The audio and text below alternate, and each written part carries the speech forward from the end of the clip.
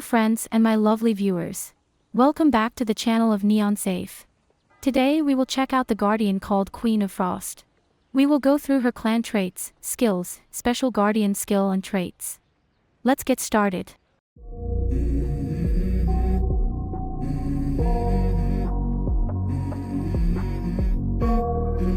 Let's go.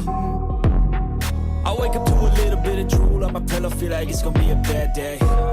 I'm tired of shit. Our Guardians have two clan traits. The first clan trait of hers is called Shura's Avatar, which originates from the Sohn clan. At level 22, launching an active or ultimate skill gives our Guardian a temporary 40% critical damage buff for 3 seconds. This effect can stack up to 2 layers. So this is a clan trait purely meant to buff our DPS champion's damage. I can see it being very useful if she turns out to be a full DPS Guardian, as this trait allows her to deal even more damage than she originally would.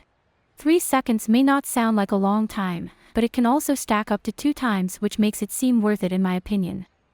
The second clan trait of hers is called Obliterate, and it originally belongs to the Sith clan. At level 22, when we release the ultimate skill, her damage increases by 25% for 6 seconds. This effect cannot stack. So once again she is given a DPS buffing clan trait.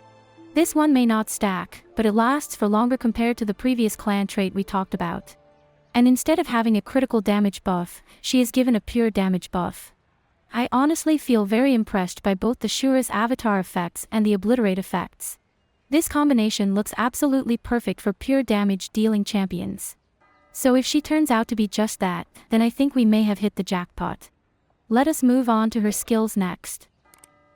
In her active skill she will move behind the enemy with highest strength damage and deal 280% strength damage to nearby enemies 4 times. Every other time this skill is used, the passive's condense effect will be applied. It can ignore the enemy's immune control status. And this effect will expire after successfully triggering twice. Our Guardian is immune to control during this skill's release. It sounds promising. Basically she deals AoE damage to nearby enemies, and she is more likely to strike the highest damage dealer of the opponent team. A condense effect is activated every other attack, which ignores the enemy's immune control status. Her active skill is pretty much based on dealing damage as far as I can tell. But we are yet to figure out what her passive effect does, so let's head over to the passive skill of hers. Both normal attacks and skills gives the enemy a 8-second lasting layer of frost mark. We need 3 layers of this frost thingy to activate the condensed state. During this condensed state, the enemy cannot attack or move. The enemy will take 38% increased damage, and cannot recover constitution or energy. The enemy is guaranteed to take critical hits from attacks. But the enemy cannot gain frost marks for 4 seconds after this condensed state is activated. An additional true damage strike equal to 30% of the enemy's lost constitution will also be launches at the affected enemy. But this attack has a cap of 2000% of our Guardian's strength. This passive skill also allows our Guardian's attacks to ignore the enemy's untargetable state. The passive is quite long and hard to break down, but to put it simply, she is debuffing the enemy's damage, ability to move and act, recovery, and on top of that the enemy will take additional damage by the very end. The effect also allows our Guardian to deal critical damage in every attack while this condense effect is activated. The one thing I really like about this condensed effect is that the enemy would be unable to both move and attack. It works like a paralysis that leaves the enemy helpless on the battlefield. And another thing is that the effect isn't even that difficult to activate. All we need is to either normal attack or launch a skill 3 times. There is a 4-second cooldown of gathering these frost marks for each individual enemy, but I think it is definitely worth the wait. And considering that her active skill and perhaps also the ultimate skill deals AoE damage, we can impact multiple enemies with this condensed effect rapidly or at the same time. Anyways, I think we are done discussing this one skill. Let us see what her ultimate has to offer.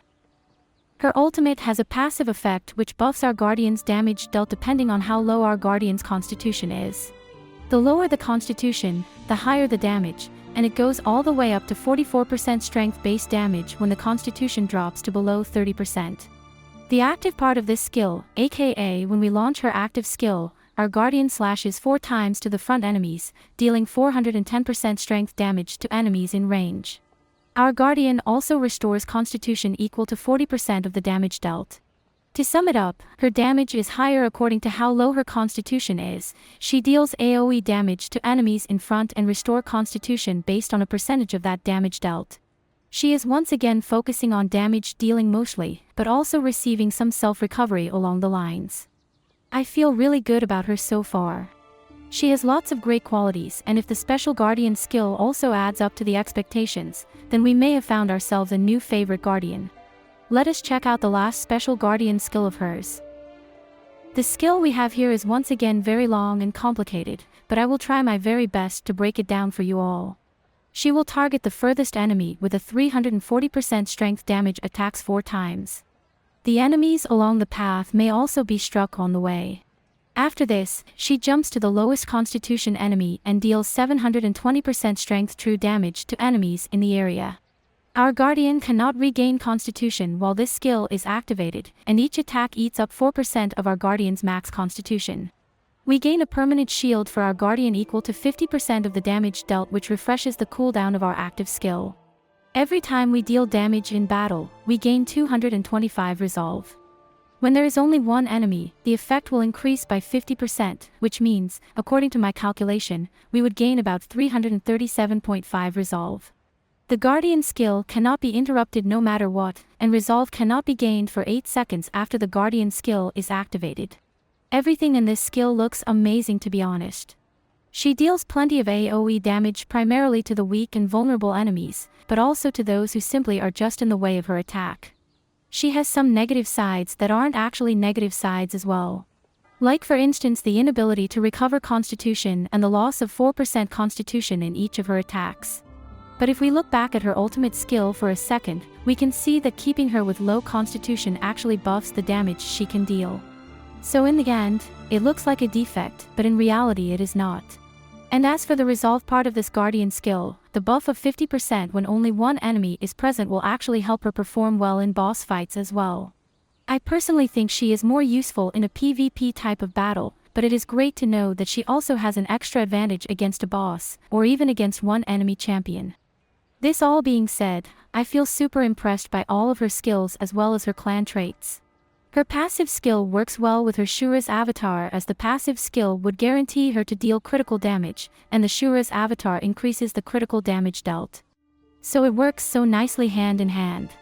And her clan trait called Obliterate is a really good buff for all of her skills, since it overall buffs her damage dealt for 6 seconds every time the ultimate skill is activated. We just have to make sure the ultimate skill is not forgotten, and keep launching it every 6 seconds.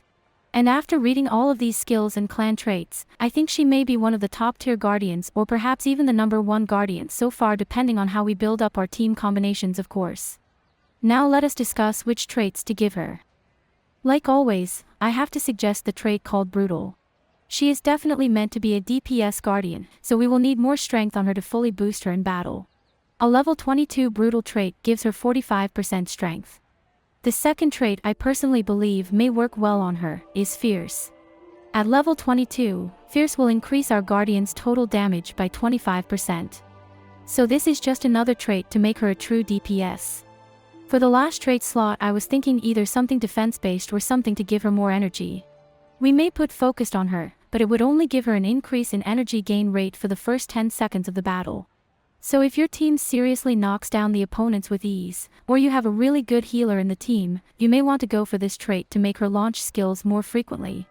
But if your team is more unstable and you really don't want to risk losing this valuable asset, you may choose something like, for instance, Energetic. Energetic gives our Guardian a percentage-based increase in Constitution depending on the level of the trait.